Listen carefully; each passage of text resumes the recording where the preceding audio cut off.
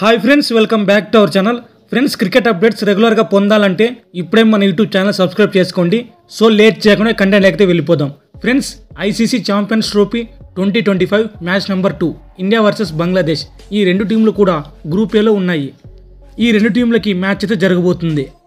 So ఈ రెండు టీంల యొక్క starts, head to head records, pitch report, ground starts, అలాగే స్క్వాడ్ అనాలిసిస్, అలా ఈ మ్యాచ్ యొక్క ప్రివ్యూ మొత్తం తెలుసుకుందాం. సో వీడియో అయితే మంచి ఇంట్రెస్టింగ్గా ఉంటుంది. దయచేసి ఎక్కడ కూడా స్కిప్ చేయకుండా చివరి వరకు చూడండి. ఛాంపియన్స్ ట్రోఫీ కంప్లీట్గా వన్డే ఫార్మాట్లో ఉంటుంది కాబట్టి మన టీమిండియా అలాగే బంగ్లాదేశ్ ప్రీవియస్గా ఆడిన వన్డే మ్యాచ్ల గురించి తెలుసుకుందాం. ముందుగా మన టీమిండియా ప్రీవియస్గా జరిగిన 10 వన్డే మ్యాచ్లో 6 గెలిచి 4 ఓడిపోయారు. అలాగే బంగ్లాదేశ్ చూసుకుంటే 4 గెలిచి 6 మ్యాచ్లు ఓడిపోయారు. ఈ మ్యాచ్ ఆడబోయే యొక్క వెన్యూ చూసుకుంటే దుబాయ్ ఇంటర్నేషనల్ స్టేడియం. ఈ స్టేడియంలో ఇప్పటివరకు చాలాసార్లు వన్డే, T20, IPL మ్యాచ్లు జరిగాయి. ఈ స్టేడియం యొక్క పిచ్ రిపోర్ట్ చూసుకుంటే ఆల్మోస్ట్ స్లో ఫ్రెండ్లీ వికెట్, అంటే స్పిన్ బౌలర్కి బాగా అనుకూలిస్తుంది. అలాగే మ్యాచ్ ప్రోగ్రెస్ అయ్యే కొద్దీ బోత్ స్పేస్ అండ్ స్పిన్కి కూడా బాగా హెల్ప్ అవుతుంది. ఇక డ్యూ ఫ్యాక్టర్ చూసుకుంటే చాలా వరకు పడే అవకాశం ఉంది. ఈ డ్యూ ఫ్యాక్టర్తో సెకండ్ బ్యాటింగ్ చేసేవారికి చాలా అడ్వాంటేజ్గా మారి విన్ అయ్యే ఛాన్స్ చాలా వరకు ఉంది. అలాగే ఈ గ్రౌండ్లో యావరేజ్ ఫస్ట్ ఇన్నింగ్ స్కోర్ చూసుకుంటే 240+ రన్స్. ఈ గ్రౌండ్లో మొత్తం 33 మ్యాచ్లు జరిగితే అందులో మొదట బ్యాటింగ్ చేసిన టీంలు 12 సార్లు గెలిచారు. అలాగే చేసింగ్ చేసిన టీంలు 20 సార్లు గెలిచారు.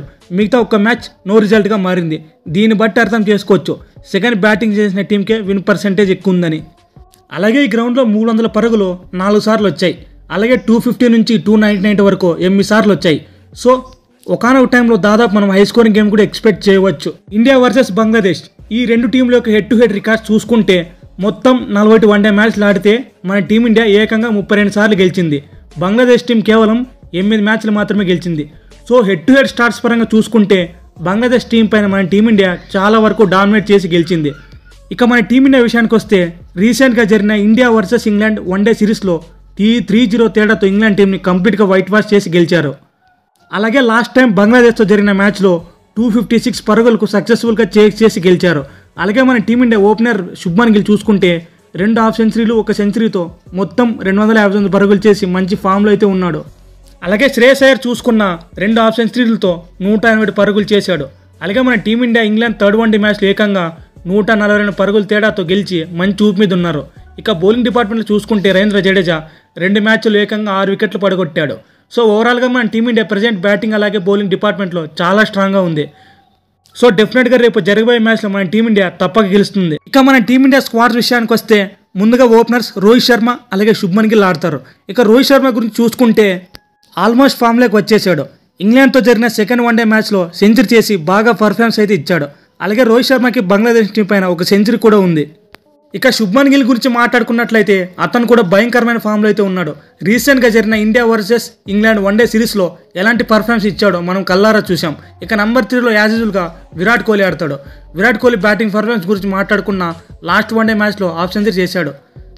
బట్ విరాట్ కోహ్లీ నుంచి ఇంకా చాలా రన్స్ కొట్టాలని కోరుకుందాం. ఇక నెంబర్ 4లో శ్రేయస్ అయ్యర్ ఆడతాడు. శ్రేయస్ అయ్యర్ కూడా వన్డే సిరీస్లో ఎలాంటి పర్ఫార్మెన్స్ ఇచ్చాడో మనకు తెలిసిందే. నెంబర్ 5లో అక్షర్ పటేల్, నెంబర్ 6లో KL రాహుల్, నెంబర్ 7లో హార్దిక్ పాండ్యా, నెంబర్ 8లో రవీంద్ర జడేజా, నెంబర్ 9లో కుల్దీప్ యాదవ్, నెంబర్ 10లో మొహమ్మద్ షమి, నెంబర్ 11లో హర్షదీప్ సింగ్. ఇది ఫ్రెండ్స్ మన టీమిండియా స్క్వాడ్. ఇక బంగ్లాదేశ్ టీం గురించి మాట్లాడుకున్నట్లయితే రీసెంట్గా జరిగిన వెస్టిండీస్ వన్డే సిరీస్లో ఏకంగా 3-0 తేడాతో ఓడిపోయి వస్తున్నారు. సో ఛాంపియన్స్ ట్రోఫీ కోసం వాళ్ళకైతే మంచి స్టార్ట్ అయితే రాలేదు. అలాగే లాస్ట్ టైం మన టీమిండియాతో జరిగిన మ్యాచ్లో కూడా వాళ్ళు ఓడిపోయారు. వెస్టిండీస్తో జరిగిన వన్డే సిరీస్లో సౌమ్య సర్కార్ 73 పరుగులు, మెహదీ హసన్ మీద 77, మహమ్మదుల్లా 84, జాకర్ అలీ 62 పరుగులు చేశారు.